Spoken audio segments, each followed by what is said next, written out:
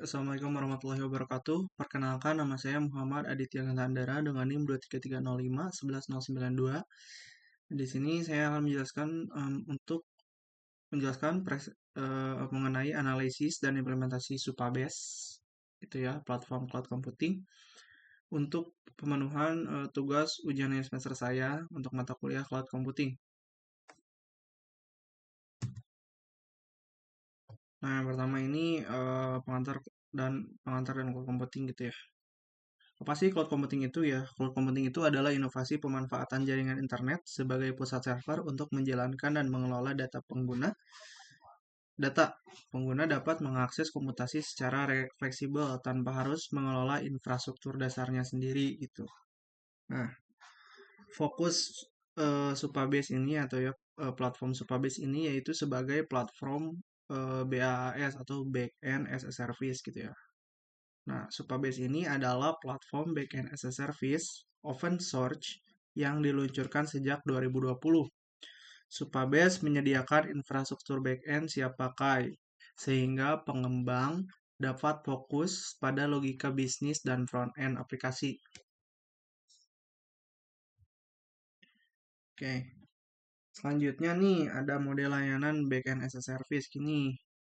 Backend as a service memungkinkan tim pengembang bergerak lebih cepat dengan menyerahkan pengelolaan infrastruktur kepada penyedia layanan cloud. Nah, Supabase hadir sebagai platform BaaS open source yang menyediakan database, autentikasi, storage, dan edge function dalam satu ekosistem terpadu sejak 2020. Nah, fokus pengembangannya ini dengan BaaS, pengembang hanya perlu fokus pada front-end dan logika bisnis aplikasi tanpa harus memikirkan kompleksitas infrastruktur back-end-nya gitu ya. Nah, dan peran penyedia layanan ini yaitu Supabase yaitu penyedia BaaS, mengelola server, sistem operasi, keamanan dan pembaruan infrastruktur dasar secara otomatis dan transparan. Seperti itu. Nah, selanjutnya alasan strategis memilih Supabase. Nah, di sini ada 3 alasan utama mengapa Supabase menjadi pilihan strategis untuk pengembangan aplikasi modern berbasis cloud yang andal dan efisien. Yang pertama ini, Supabase ini berbasis relasional, menggunakan PostgreSQL yang sesuai standar industri, memberikan kemampuan query SQL penuh, relasi antar tabel, dan kendala data tingkat enterprise. Nah, terhindar juga, yang kedua nih ada terhindar dari vendor lock-in. Karena sifatnya open source dengan opsi hosting mandiri, seperti private cloud atau on-premise gitu ya, pengguna bebas migrasi kapan saja tanpa ketergantungan pada satu penyedia layanan. Jadi bebas kemana aja ya. Nah, yang ketiga itu fitur lengkap dan terpusat. Database, autentikasi, fungsi edge, dan penyimpanan berkas tersedia dalam satu dashboard terpadu. Hal ini mempercepat pengembangan tanpa integrasi layanan terpisah. Nah, keunggulan strategis Supabase gitu ya. Yang pertama ini ada fondasi arsitekturnya solid gitu ya. Dengan menggunakan PostgreSQL open source, memberikan fondasi relasional sekelas industri. Nah, dan juga bebas dari vendor lock-in dengan opsi hosting mandiri. Jadi, kendali penuh itu ada di tangan developer gitu. Nah, yang kedua ini ada dampak jangka panjang.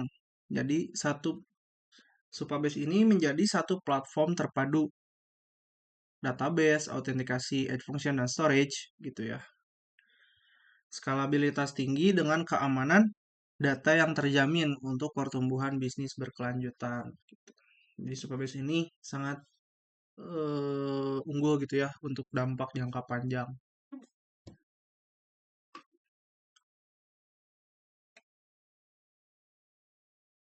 Nah, demonstrasi fungsionalitas yang pertama ini ada cloud database, gitu ya, PostgreSQL aman dan dapat diakses secara global.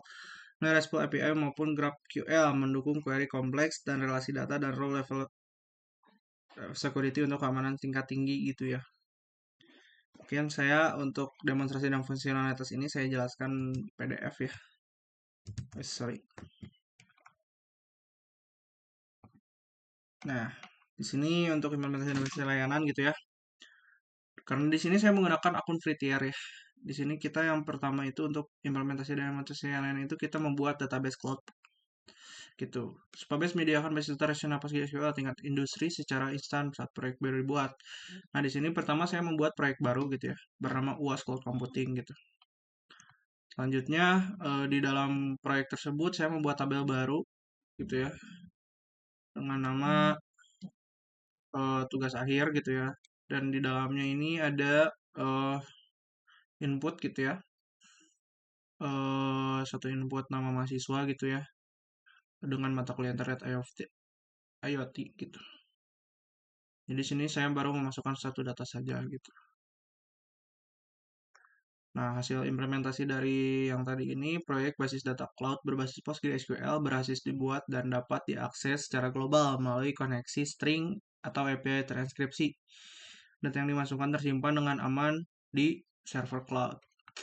Yang kedua, ini membuat storage bucket. Nah, layanan storage pada Supabase digunakan untuk menyimpan dan mengelola berkas media seperti gambar, video, dan dokumen berskala besar di luar basis data utama gitu. Nah, di sini saya membuat storage bucket bernama berkas laporan gitu ya. Dan di sini saya memasukkan salah satu berkas PDF, file PDF gitu ya, dengan ukuran yang lumayan, cukup lumayan gitu ya, beberapa MB. Nah, untuk hasil implementasi ini, storage bucket publik berhasil dikonfigurasi dan berkas telah sukses terunggah ke jaringan penyimpanan cloud Supabase, siap untuk dipanggil oleh aplikasi klien. Nah, yang ketiga, ini saya mengaktifkan layanan AI atau machine learning menggunakan PG Vector Extension gitu ya. Supabase mendukung pengelolaan data AI dan machine learning seperti penyimpanan vector embeddings untuk large language models secara langsung di dalam database melalui ekstensi PG Vector gitu. Di sini saya kan menggunakan eh, extension PG Vector gitu ya. Dan di sini saya untuk extension PG Vector ini saya statusnya di enablein. Jadi diaktifkan lah ya. Jadi untuk hasil implementasi ini PG Vector telah aktif. Basis data PostgreSQL pada Supabase sekarang memiliki kapasibilitas untuk menyimpan tipe data vektor dan menjalankan algoritma pencarian kemiripan atau similarity search yang menjadi fondasi aplikasi berbasis AI atau ML modern. Yang keempat, mengaktifkan layanan serverless gitu ya. Supabase mendukung arsitektur serverless melalui edge functions dan database function. Pada praktik ini, diaktifkan fungsi serverless internal di dalam database yang dapat dipicu secara otomatis dan mengelola server gitu ya. Nah, di sini database functionnya saya membuat function untuk hitung total data gitu ya. Nah, hasil implementasinya ini logika bisnis berhasil dideploy sebagai arsitektur serverless function. Fungsi ini akan dieksekusi secara terisolasi di cloud hanya ketika dipanggil melalui API untuk menghemat waktu, sumber daya, dan komputasi secara signifikan. Nah, selanjutnya pembuatan website sederhana gitu ya yang terkoneksi ke cloud backend gitu. Nah, untuk menemukan fungsionalitas penuh dari platform cloud dibuat sebuah berkas website HTML gitu ya. Sederhana yang bertindak sebagai front end untuk menampilkan data di database Supabase secara real time. Nah, di sini saya sudah membuat salah satu gitu ya tampilan HTML gitu ya yang terkoneksi ke cloud backend-nya gitu yang tadi. Nah, data di sini ada dashboard akademik, data tugas akhir gitu ya, diambil secara real time melalui Publish Cloud. Nah, di sini ada ID siswa yang satu tadi, si Kevin Santoso gitu ya, tercatat sebagai mahasiswa aktif dengan mata kuliah Internet of Things gitu. Di sini juga ada terkoneksi secara real time, itu macamnya tambahan-tambahan dikit saja ya. Nah, hasil implementasinya ini website front-end sederhana berhasil terintegrasi secara langsung dengan infrastruktur cloud Supabase. Peramban dapat melakukan jabat tangan atau handshake API secara aman dan menampilkan data mentah yang tersimpan di dalam cloud database secara akurat gitu. Oke. Nah, selanjutnya kita ke manfaat utama gitu ya. Fitur-fitur unggulan Supabase menghadirkan manfaat nyata bagi pengembang dan organisasi dalam membangun aplikasi modern yang efisien, cepat, dan aman gitu. Di sini ada tiga manfaat utamanya gitu. Yang pertama ada efisiensi dan skalabilitas. Arsitektur serverless dan cloud native memungkinkan pengguna sumber daya secara optimal penggunaan sumber daya secara optimal gitu.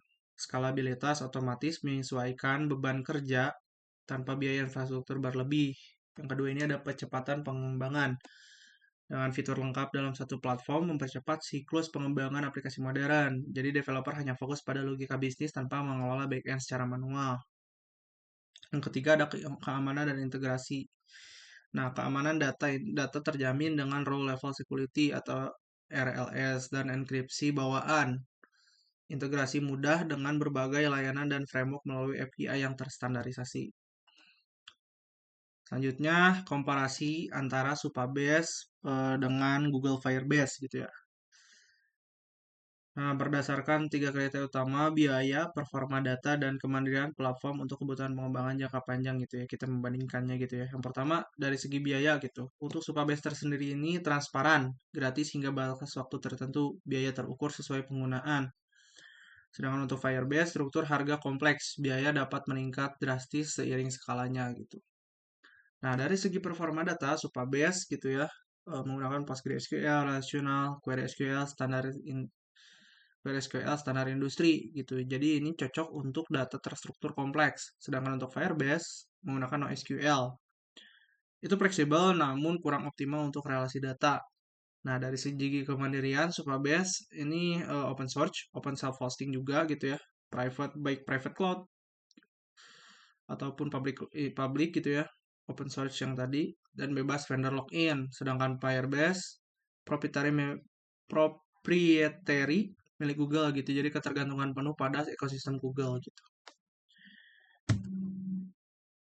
Nah, kesimpulan dari komparasi gitu ya, Firebase ini ideal untuk prototipe cepat, namun Supabase menawarkan keunggulan strategis jangka panjang dengan arsitektur relasional PostgreSQL yang solid dan bebas vendor login. Untuk kebutuhan skalabilitas, keamanan data, dan kemandirian infrastruktur, Supabase adalah pilihan terbaik bagi tim pengembang yang berorientasi pada pertumbuhan berkelanjutan gitu. Nah, di sini ada juga fair information gitu ya. Untuk Firebase ini prototipe cepat gitu ya. Firebase ini unggul dalam pengembangan prototipe cepat dan ekosistem yang mature setiap instan. Setup instan dan integrasi mudah untuk proyek skala kecil hingga menengah. Sedangkan Supabase gini ya. Ini untuk fondasi jangka panjang gitu ya. Supabase memberikan fondasi arsitektur yang solid, aman, dan fleksibel untuk jangka panjang dengan dukungan open source dan open hosting mandiri. Nah, studi kasus mengenai perusahaan startup gitu ya. Platform aplikasi digital yang terintegrasi. Jadi ini rancangan ini mengusulkan implementasi cloud berbasis backend as a service menggunakan ekosistem Supabase untuk sebuah perusahaan startup teknologi yang sedang membangun aplikasi berbasis web dan mobile gitu. Nah, untuk diagram sektor cloud-nya gitu ya. Terus selanjutnya gitu ya. eh, Nah, layanan cloud yang digunakan ini ada Supabase PostgreSQL sebagai database cloud gitu ya, Supabase Out gitu ya untuk mengelola sistem autentikasi dan otorisasi keamanan, Supabase Storage gitu ya untuk menampung akses media seperti foto profil pengguna dan dokumen verifikasi gitu ya, Supabase Real Time menangani fitur autentikasi langsung di dalam aplikasi dan pembaruan dashboard secara real time gitu ya. Supabase Function juga menjalankan logika backend pihak ketiga seperti integrasi depan gerbang dengan gerbang pembayaran gitu ya atau payment gateway. Nah, dan juga ada tambahan gitu ya Vercel atau Netlify digunakan sebagai layanan hosting front end untuk menempatkan antarmuka aplikasi. Nah, alasan pemilihan layanan ini gitu ya, Supabase ini yang pertama ini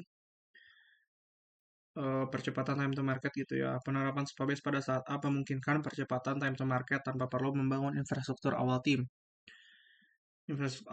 Tim pengembang dapat langsung fokus pada fitur produk dan logika bisnis sejak hari pertama gitu ya.